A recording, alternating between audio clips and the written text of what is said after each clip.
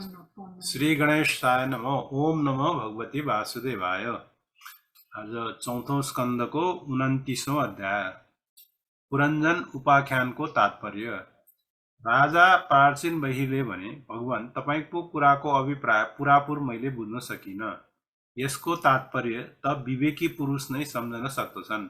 हामी कर्ममोहित जीवले के बुझ्ने। यसैले यो उपाख्यानको तात्पर्य सम्झाउने कृपा गर्नुहोस्। श्री नारद भन्नुहुन्छ, राजन, पुरञ्जन पुरुष जीव हो जसले आफ्नो निम्ति 1, 2, 3, 4 अथवा धेरै खुट्टा भएका वा बिना खुट्टाको शरीर रूप पुर तयार पार्छ। यसैले उसको नाम पुरञ्जन, नगर निर्माण गर्ने राखियो। त्यो जीवको सखा जसको नाम अभिज्ञात राखिएको छ त्यो ईश्वर हो। कारण कुनै पनि प्रकारको नाउँ, गुण अथवा कर्महरूबाट जीवहरूलाई उसको पत्ता लाग्दैन। जीवले सुख दुःख रूप सबै प्राकृत विषयहरू भोग्न चाहेपछि त्यसलाई अरूभन्दा 9 द्वार, 2 हात र 2 खुट्टा भएको मानव देह नै राम्रो लाग्छ। बुद्धि अथवा अविद्यालाई नै तिमी पुरञ्जनी नाउँकी स्त्री भनी ज्ञान जान। यसैले देह र इन्द्रिय आदिमा मैमत्ताको भाव उत्पन्न हुन्छ र शरीरमा यसैको आश्रय लिएर पुरुषले इन्द्रियहरूद्वारा विषयहरू भोग गर्दछ। 10 इन्द्रियहरू नै उसको मित्रहरूको रूपमा बयान गरिएको छ, जसबाट सब प्रकारको ज्ञान र कर्म हुन्छ। इन्द्रियहरूका वृत्तिहरू नै उसका सखीहरू भनिएका छन्। प्राण, अपान, व्यान, उदान, समान रूप 5 वृत्तिहरू भएको प्राणवायुलाई नै नगरको रक्षा गर्ने 5 फण भएको सर्प सम्झ। दुवै प्रकारका इन्द्रियहरूको नायक मनलाई नै 11औं महाबली योद्धा भनी जान्नुपर्छ। शब्द आदि 5 विषय नै पाञ्चाल देश हो, जसको बीचमा त्यो 9 द्वार भएको शहर बसेको छ। त्यो नहरमा जहाँ एकै ठाउँमा 2 द्वार छन् भनिएका थिए, ती 2 नेत्र गोलक, 2 नाकका छिद्र र 2 कानका छिद्र हुन्। यसको साथमा मुख, लिङ्ग र गुदा यी 3 समेत गरेर जम्मा 9 द्वार हुन्। यिनीहरूबाट त्यो जीव इन्द्रियहरूको साथ बाह्य विषयहरूमा जान्छ। यसमा 2 नेत्र गोलक, 2 नाक छिद्र, 1 मुख, ती 5 पूर्वका द्वार हुन्। दाहिने कानलाई दक्षिण, बायाँलाई उत्तर ढोका सम्झनुपर्छ। गुदा र लिङ्ग यी तलका 2 पाल पश्चिम द्वार हुन्। एकै ठाउँमा रहेका खद्योता र अभिर्मुखी नाउँका 2 ढोका बनिएका नेत्र गोलक हुन् र रूप विपराजित नाउँको देशलाई यी द्वारहरूबाट जीवले चक्षु इन्द्रियको सहायताले अनुभव गर्दछ। चक्षु इन्द्रियलाई नै द्युमान नाउँको सखा भनिएको छ। दुवै नाकका छिद्रहरू नै नलिनी र नालिनी नाउँका द्वार हुन् र नाकको विषय गन्ध नै सौरभ नाउँको देश हो र घ्राणेन्द्रिय अवधूत नाउँको मित्र हो। मुख मुख्या नाउँको द्वार हो। त्यसमा रहने बाघिन्द्रिय विपन्न हो र रसनेन्द्रिय रसविद अथवा रसज्ञ नाउँको मित्र हो। वाणीको काम नै आपन नाउँको देश हो र तरह तरहका अन्न बहुधन हो। दाहिने कान पितृहु र बायाँ कान देवहु भनिएको छ। कर्मकाण्ड रूप प्रवृत्ति मार्गको शास्त्र र उपासना काण्ड रूप निवृत्ति मार्गको शास्त्र नै क्रमशः दक्षिण र उत्तर पाञ्चाल देश हो। यिनीहरूलाई श्रवणेन्द्रिय रूप श्रुतधरको सहायताले सुनेर जीव क्रमशः पितृयान र देवयान मार्गहरूमा जान्छ। लिङ्ग नै आसुरी नाउँको पश्चिमी द्वार हो। स्त्री प्रसङ्ग ग्रामक नाउँको देशहरू हो र लिङ्गमा रहने उपस्थेन्द्रिय दुर्मुद नाउँको मित्र हो। गुदा निवृत्ति नाउँको पश्चिमी द्वार हो। नरक वैशस नाउँको देश हो र गुदामा रहने पायु इन्द्रिय लुब्धक नाउँको मित्र हो। यो बाहेक 2 पुरुष जो अन्धा भनिएका थिए त्यसको रहस्य पनि सुन। ती हात र खुट्टा हुन्। यिनीहरूकै सहायताले जीव क्रमशः सब काम गर्दछ र जहाँ तहीँ जान्छ। हृदय अन्तःपुर हो। त्यसमा रहने मन नै विशुचि अथवा वसुचि नाउँको प्रधान सेवक हो। जीव त्यो मनको सत्वादि गुणहरूकै कारणले हर्ष, शोक तथा मोहमा प्राप्त हुन्छ। बुद्धि नै पुरञ्जनी नामकी राजमहिषी हो। यो पहिले पनि भनिसकिएको छ। यो जुन जुन प्रकारले स्वप्नावस्थामा विकारको प्राप्ति गर्छ र जाग्रत अवस्थामा इन्द्रियादिलाई विकृत पार्दछ, त्यसको गुणहरूले लिप्त भएर आत्मा अर्थात् जीव पनि उही रूपमा उसको वृत्तिहरूको अनुकरण गर्न बाध्य हुन्छ। यद्यपि वास्तवमा त्यो उसको निर्विकार साक्षी मात्र नै हो। अब जुन शीघ्रगामी रथमा चढेर राजा पुरञ्जन शिकारमा गएका थिए त्यसको तात्पर्य बताउँछु। शरीर नै त्यो रथ हो। त्यसमा ज्ञानेन्द्रिय रूप 5 घोडा नारिएका छन्। देख्नेमा संवत्सर रूप काल जस्तै त्यसको अप्रतिहत वेग छ। वास्तवमा त्यो गतिहीन छ। पुण्य र पाप यी 2 प्रकारका कर्म नै त्यसका पाङ्ग्रा हुन्। 3 गुण ध्वजा हुन्। 5 प्राण डोरी हुन्। मन बागडोर हो। बुद्धि सारथी हो। हृदय बस्ने ठाउँ हो। सुख दुखादि द्वन्द्व जुवा हुन्। इन्द्रियका 5 विषय त्यसमा राखिएका आयुध हुन्। त्वचा आदि 7 धातुहरू त्यसको पर्दा हो र 5 कर्मेन्द्रियहरू त्यसको 5 प्रकारका गति हुन्। यो रथमा चढेर रथी रूप यो जीव मृगतृष्णा समानको मिथ्या विषयहरूतिर दौडन्छ। 11 इन्द्रियहरू त्यसको सेना हो र 5 ज्ञानेन्द्रियहरूद्वारा ती इन्द्रियहरूका विषयहरूलाई अन्यायपूर्वक ग्रहण गर्ने उसको शिकार खेल्नु हो। जसद्वारा कालको ज्ञान हुन्छ त्यो संवत्सर नै चण्डवेग नाउँको गन्धर्वराज हो।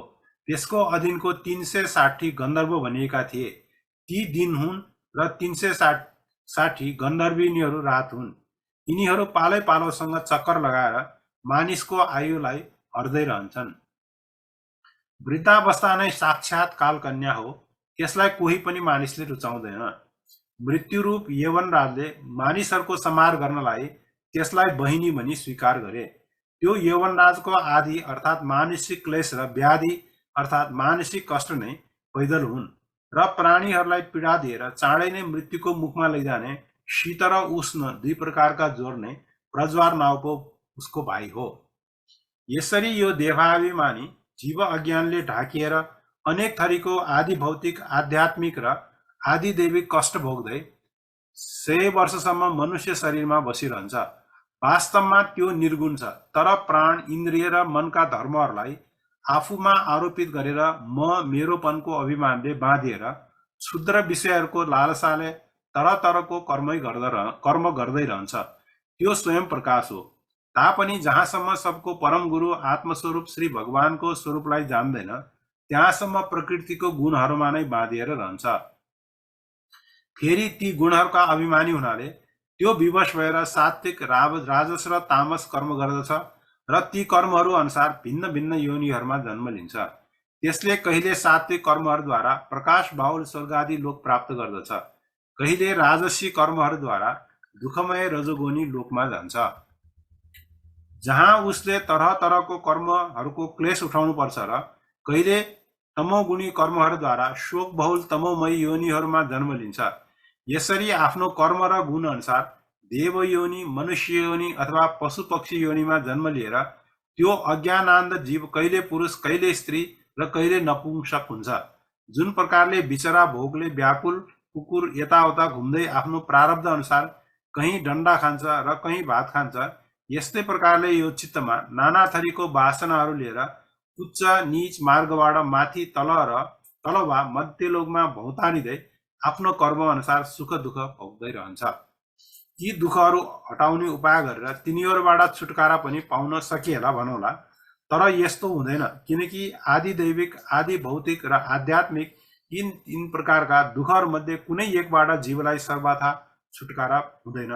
यसलाई जो तात्कालिक निवृत्त हुन्छ त्यो शिरमाथि भारी बोकेको मानिसले शिरबाट भारी झिकेर त्यसलाई काँधमा राख्नु जस्तो मात्र हो। यसबाट टाउको दुखाइ हटे पनि काँधमा त त्यो बोझ परिहाल्छ। यसै गरी कुनै उपायले मानिसले एक प्रकारको दुःखबाट छुटकारा पाए पनि दोस्रो दुःख आएर उसलाई सताइरहन्छ।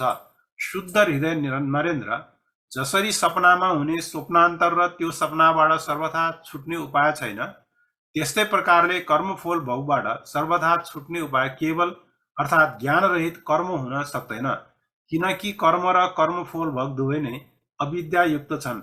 जसरी स्वप्नावस्थामा आफ्नो मनोमय लिङ्ग शरीरले विचरण गर्ने प्राणीलाई सपनाको पदार्थ नभए पनि भएकै जस्तो लाग्छ, त्यस्तै यी दृश्य पदार्थ वास्तवमा नभए पनि जहाँसम्म अज्ञान निद्रा टुट्दैन भइ नै रहन्छ र जीवलाई जन्म मरण रूप संसारबाट मुक्ति मिल्दैन। यसैले यसको आत्यन्तिक निवृत्तिको उपाय एक मात्र आत्मज्ञान हो। राजन, जुन अविद्याले गर्दा परमार्थ स्वरूप आत्मालाई यो जन्म मरण रूप अनंत परम्परा प्राप्त भएको छ, त्यसको निवृत्ति गुरु स्वरूप श्रीहरिमा सुदृढ भक्ति भएपछि मात्र हुन सक्दछ। भगवान वासुदेवमा एकाग्रतापूर्वक सम्यक प्रकारले गरेको भक्तिभावले ज्ञान र वैराग्य आविर्भाव गरिदिन्छ। राजर्षि, यो भक्तिभाव भगवानका कथाहरूमा आश्रित रहन्छ। यसैले यिनीहरूलाई दिनदिनै श्रद्धापूर्वक सुन्ने वा पढ्नेलाई खुब छिटो यो प्राप्ति हुन्छ। भगवत गुणहरूलाई सुन्न र सुनाउनमा तत्पर विशुद्ध चित्त भक्तजन रहेका साधु समाजमा सबैतिरबाट महापुरुषहरूको मुखबाट निस्केको श्री मधुसूदन भगवानको चरित्र रूप शुद्ध अमृतको अनेकौं नदीहरू बगिरहन्छन्। अतृप्त चित्तले श्रवणमा तत्पर आफ्नो कर्मद्वारा त्यो अमृतलाई घटघट पिउने व्यक्तिलाई भोक प्यास भए शोक र मोह आदि केहीले पनि बाधा दिन सक्दैन। अपशोध जन्म जन्मान्तरको संस्कारहरूले स्वभावतः आउने यो भोग प्यास आदि विघ्नहरूले घेरिएर रहनाले नै जीवले श्रीहरिको कथामृत सिन्धुमा प्रेम गर्दैन। बढ्ता के भन्नु, साक्षात प्रजापतिहरूका पति ब्रह्मा, भगवान शङ्कर, स्वयम्भू मनु, दक्षादि प्रजापतिगण, सनकादि नैष्टिक ब्रह्मचारी, मरीचि, अत्रि, अंगिरा, पुलस्त्य, पुलक, ऋतु, भृगु, वशिष्ठ र म यी जतिजना वेदवादी मुनि छौं अनेक प्रकारको व्याख्याद्वारा गर्नमा कुशल भए पनि तप उपासना र समाधिद्वारा खोज्दै सबै हार खाइसक्यो, तर त्यो सर्वसाक्षी परमेश्वरलाई आजसम्म देख्न सकेनौं। वेद पनि अति विस्तृत छ, त्यसको पार पाउनु सजिलो कुरा होइन। अनेकौं महानुभावहरू त्यसको आलोचना गरेर मन्त्रहरूमा बताइएका वज्र, हस्त, तत्त्वादि गुणहरूले युक्त इन्द्रादि देवताहरू विभिन्न कर्मद्वारा उनै परमात्माको भजन गर्दछन्, तापनि उहाँको स्वरूपलाई तिनीहरूले पनि जान्दैनन्।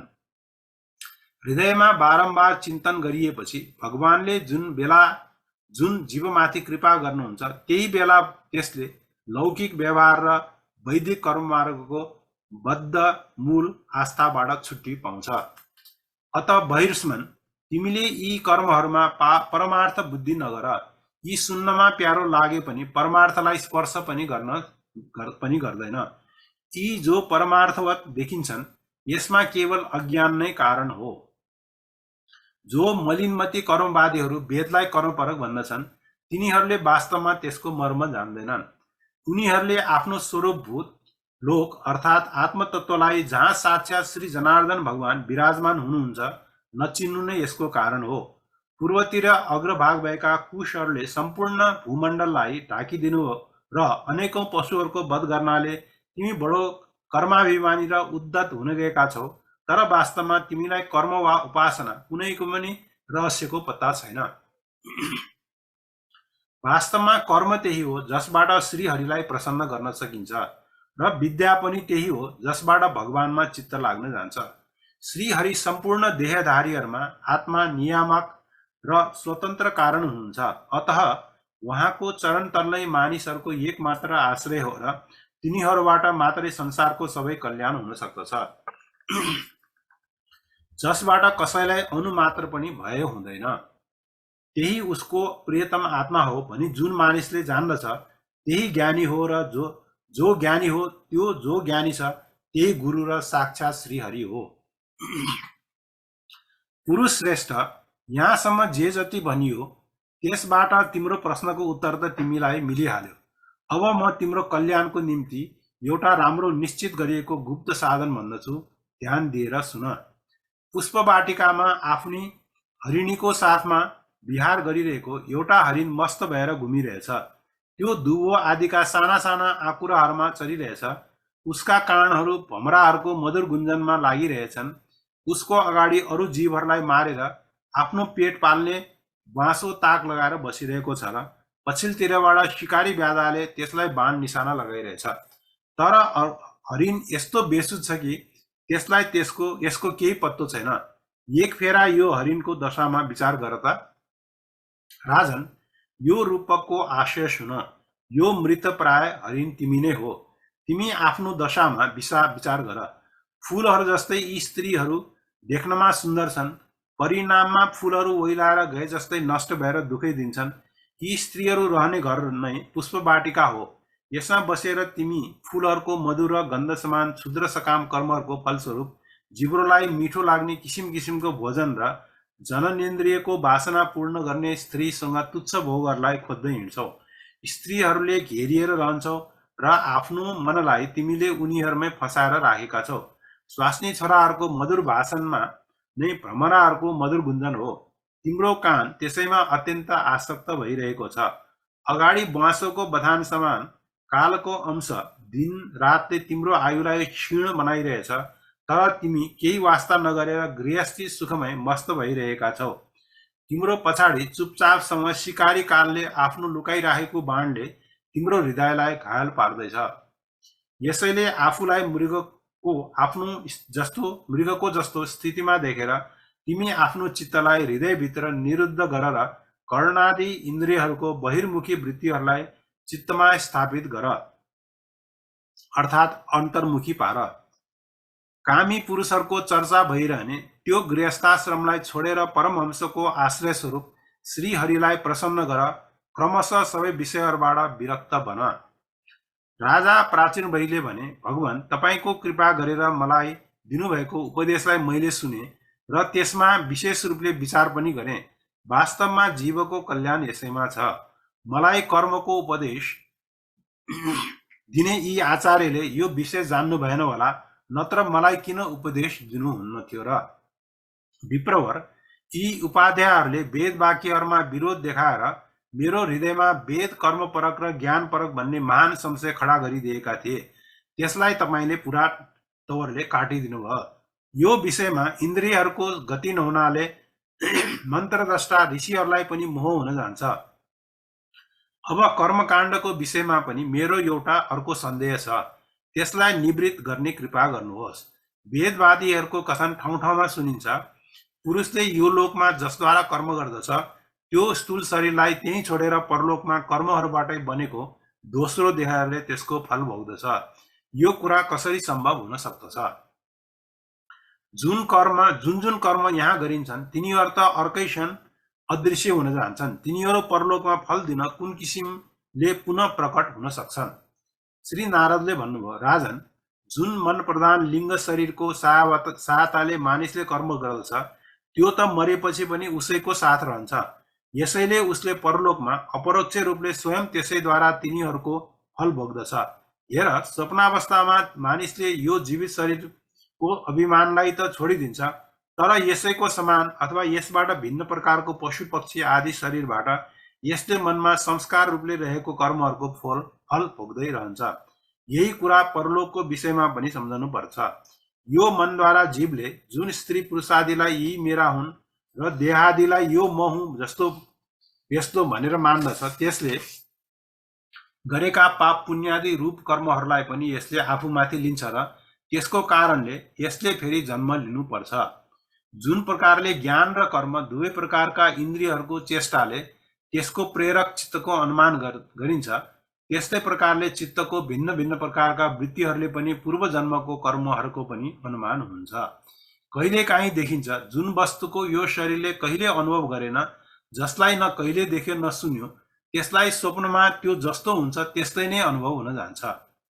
राजन, यसैले तिमीले निश्चय मान कि लिङ्ग देहको अभिमानी जीवलाई त्यसको अनुभव पूर्व जन्ममा नै भइसकेको छ, किनकि पहिले अनुभव नगरिएको वस्तुको उसको मनमा वासना पनि हुन सक्दैन। राजन, तिम्रो कल्याण होस्। हेर, मनले नै मनुष्यको पूर्व रूपहरूको र भावी शरीर आदिको विषय बताइदिन्छ र जसको भावी जन्म हुने छैन ती तत्त्ववेत्ताहरूको देह मुक्तिको थाहा पनि तिनीहरूको मनबाटै लाग्न जान्छ। कहिलेकाहीँ सपनामा देश, काल अथवा क्रिया सम्बन्धी यस्ता कुराहरू पनि देखिन जान्छन् जसलाई पहिले कहिले देखेको वा सुनेको छैन। जस्तै पर्वतको टाकुरामा नलिनी दिनमा तारा अथवा आफ्नो टाउको काटिएको इत्यादि देख्नु। यिनीहरूलाई देख्नुमा निद्रा दोषलाई नै कारण मान्नुपर्छ। मनको सामान्य इन्द्रियहरूबाट अनुभव हुन योग्य पदार्थ नै भोग रूपमा बारम्बार आउँछ र भोग समाप्त भएपछि जान्छ। इन्द्रियहरूबाट अनुभवै हुन नसक्ने पदार्थ आउँदैन। यसको कारण हो सब जीव मनले रहित छ। यसैले साधारणतया सबै पदार्थहरूको क्रमशः भान हुन्छ, तर कुनै बेला भगवत चिन्तनमा लागेको मन विशुद्ध सत्वमा स्थित भयो भने उसमा भगवानको संसर्ग हुनाले एकै साथमा समस्त विश्वको पनि भान हुन सक्छ। जस्तै राहु दृष्टिको विषय नभएर पनि प्रकाशात्मक चन्द्रमाको संसर्गले देखिन लाग्छ। राजन, जबसम्म गुणहरूको परिमाण एवं बुद्धि, मन, इन्द्रिय र शब्दादि विषयहरूको सङ्गात यो अनादि लिङ्ग देह रहिरहन्छ, तबसम्म जीवभित्र स्थूल देहप्रति म मेरो भावको अभाव हुन सक्दैन। सुषुप्ति, मूर्छा, शोक र मृत्यु र तीव्र ज्वरादिको बेलामा पनि इन्द्रियहरूको कारबाही रोकिन जानको कारण अहङ्कारको केवल अभिव्यक्त मात्र हुँदैन, सूक्ष्म रूपले त्यो रहिरहेकै हुन्छ। औँसीको रातमा चन्द्रमा भएर पनि नदेखे जस्तै युवावस्थामा स्पष्ट प्रतीत हुने यो 11 इन्द्रिय विशिष्ट लिङ्ग शरीर गर्भावस्था र बाल्यकालमा भएर पनि इन्द्रियहरू पूर्ण विकास नहुनाको कारणले प्रतीत हुँदैन। हेर, जुन प्रकार स्वप्नमा कुनै वस्तुको अस्तित्व नभएर पनि नबिउजिकन स्वप्नजनित अनर्थको निवृत्ति हुँदैन, यस्तै प्रकारले सांसारिक वस्तुहरू असत हुन् तापनि अविद्यावश जीवले तिनीहरूको चिन्तन गर्दै रहन्छ। यसैले उसले जन्म मरण रूप संसारबाट छुटकारा पाउँदैन।